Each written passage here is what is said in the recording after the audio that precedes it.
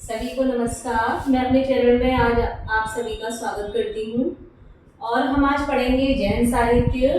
तो जैन साहित्य में क्या था, इससे पहले हम रासो साहित्य और आपके सिद्ध साहित्य पढ़ चुके हैं। जैसा कि मैंने अपनी पिछली वीडियो में बताया है, यदि आपने वो वीडियो नहीं देखी है तो आप उनको जाकर देख सकते हैं। ठीक है, अब उसी श्रृंखला में हम आगे बढ़ते हैं। तो आगे हम पढ़ेंगे आज जैन साहित्य कि जैन साहित्य में कौन कौन से कवि थे और जैन साहित्य ने मतलब जो अपना आगे जो अपनी परंपरा को बढ़ाया वो कैसे बढ़ाया, उन्होंने कौन कौन से साहित्य ऐसे लिखे थे जो उनके मत का प्रचार और प्रसार हुआ।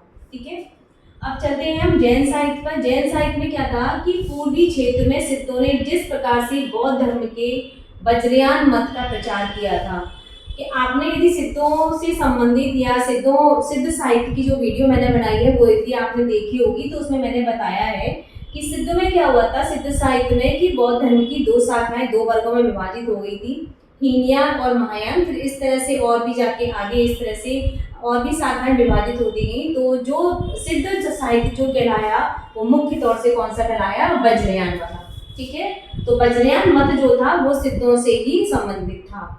उसी श्रृंखला में हम आते हैं तो हम देखेंगे कि बौद्ध धर्म का जो प्रचार हुआ था, जो वज्रयान मत था, वो पूर्वी क्षेत्र में हुआ था।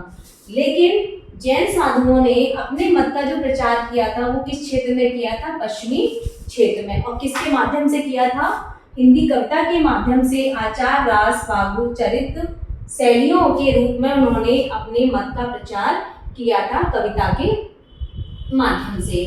अब इनका थोड़ा सा संक्षिप्त परिचय देख लेते हैं कि कौन कौन सी कवि थे उस समय पर। तो ये आते हैं एक देवसेन कवि जिन्होंने 933 में एक रचना लिखी थी।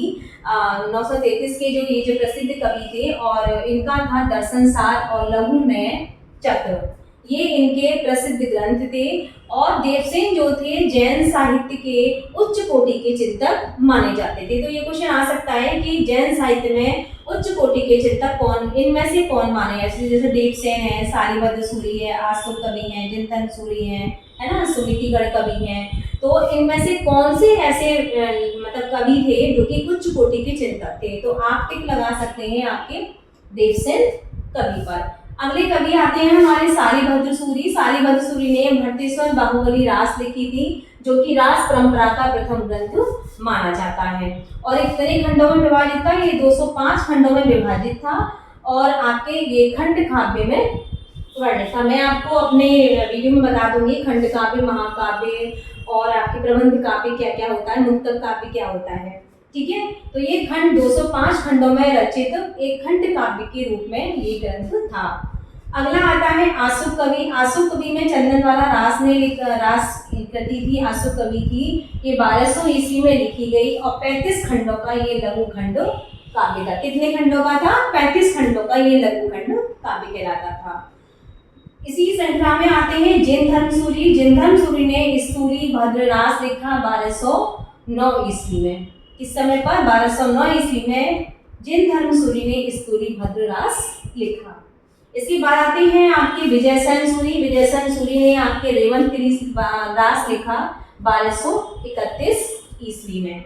इसके बाद आता है सुमितिगण। सुमितिगण ने नैमिनाथ रास लिखा 1213 ईस्वी में, जिसमें श्री कृष्ण का वर्णन था। मतलब इनके ग्रंथ में क्या था, श्री कृष्ण का वर्णन किया गया था।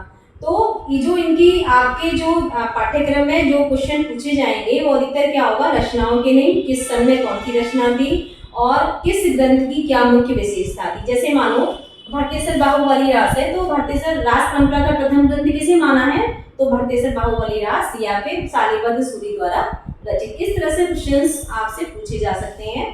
तो आशा करती हूँ आप इन वीडियो को देखें और इनमें मैंने बहुत मुख्य बिंदु लिए हैं जो कि आपके पेपर से संबंधित हैं। तो ऑल द बेस्ट, धन्यवाद।